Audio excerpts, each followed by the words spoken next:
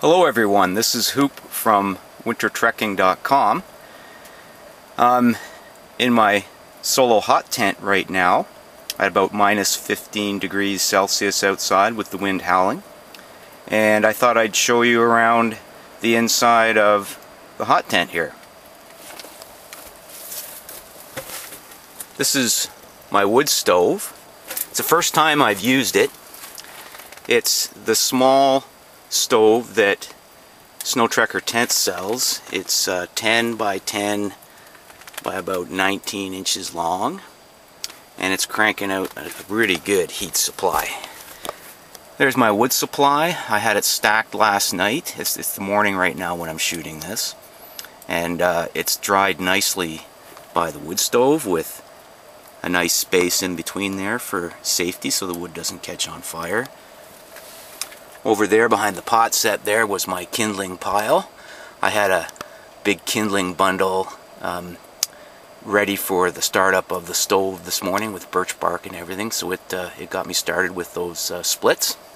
It's my pot set there. I finished breakfast, so I'm just cleaning up. That's my candle lantern there. It will not light up the tent by itself, so I still need a headlamp. I'm dependent on the headlamp. That's not enough light by the candle lantern. That's my sleeping bag there. It's inside a bivy bag. The bivy bag is already rolled up in that blue stuff sack right there in the center of the shot. The bivy bag is important to keep the snow contact off the bag. It adds a pillow of warm air around it, and it lets the moisture from your body go through the bag, and then when it hits the inside of the bivy bag, it condenses into frost, so it helps to keep the frost from condensing inside the bag. There'll still be some frost condensing inside your bag, but the nice thing about a hot tent is that you can dry out your bag quite easily just with the heat of the stove. So that bag is drying there during breakfast, and I'm going to pack it away soon as I pack up the camp. Just some other bits of debris and clothing. Oh, the all-important chair here. It's a milk crate with a piece of foam on top. The foam is really useful for kneeling down to tend the stove or whatever you're doing on the ground, and it keeps your knees dry and out of the snow.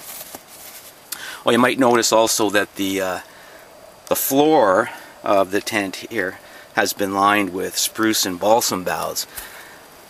This is taking place up in the boreal forest in Northwestern Ontario, Canada, and this is way out in the bush on public land where nobody would ever camp in the summer. So you can tuck into the bush deep and harvest a few spruce boughs, and it's not a big deal conservation wise. You can't do this everywhere. You cannot do this in parks. Cannot do this in other particular conservation areas or whatever. You have to check what the rules of the area that you're in.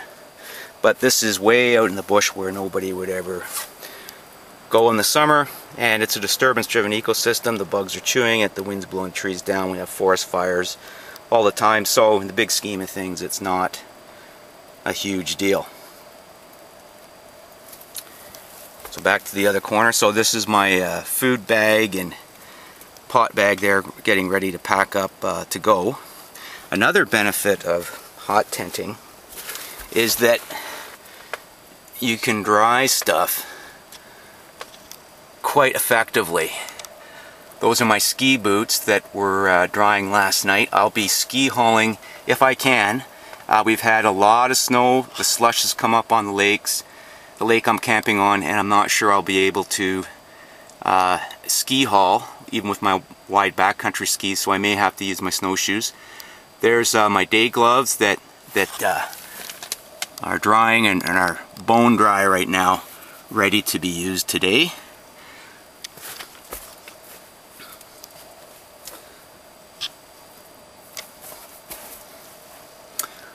Spare boot liners. I use these old Sorel type boots. Very, very nice. This was the old Trapper model that's no longer made. It's a double insole, keeps my feet really warm. And the rubber bottom is really important for this time of year in early January, where it's very slushy on the lakes. So there's my spare liners. I switch those out every day, and they're nice and dry now. That's my kicker skins or climbing skins that I hope to be using on my backcountry skis today. This is outside the tent. The wind's howling, so I hope it's not messing up the sound quality here. So this is the old two-man model that Snowtrekker tents made. It's 8 by 9 feet. There's the stovepipe coming out. This is a 3-inch stovepipe that tapers out wider, and the taper sections can nest inside each other for efficiency of packing in the stove, although I modified the pipe setup by adding a non-tapered piece of 3-inch pipe there, the black piece.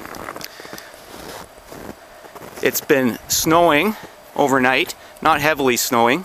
The snow is partially melting on the Snowtrekker from the heat on the inside. There's one of the vents there. I've got this one closed. The gable vent on the other end is open because I want the heat to, I want the air movement to come in the front and exit the back so it moves through the entire tent.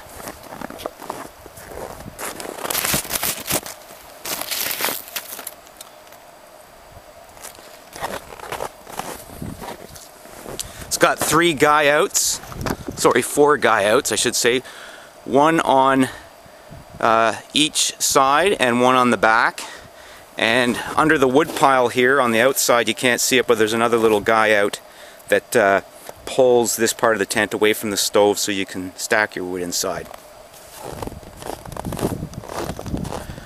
There's the bags that I'll be putting on my sled.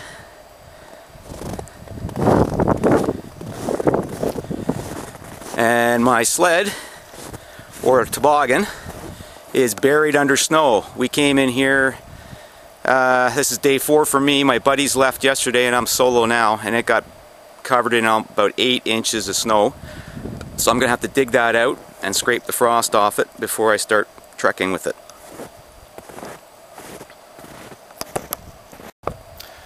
Some of the boreal forest canopy that I'm camping under. This is an old site that's falling apart. Trees are falling down, so the canopy's fairly open. The wind is coming through here now. We chose this site to be out of the wind, but the wind has changed, and it sure is nice to be in a hot tent like that when it's windy. I was camping for the first 3 days with my buddies here, cold camping style. We were sitting around an open fire, but I brought in my hot tent because when my buddies left I switched styles and I'm camping hot now.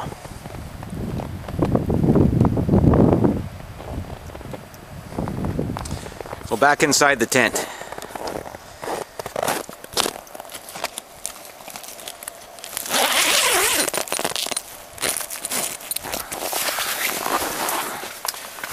Oh, that feels good to get out of the wind, into the heat.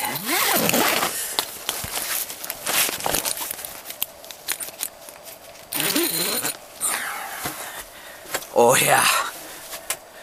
I was just out there with one thin sweater on, bare hands, no hat, and it's good to be inside again.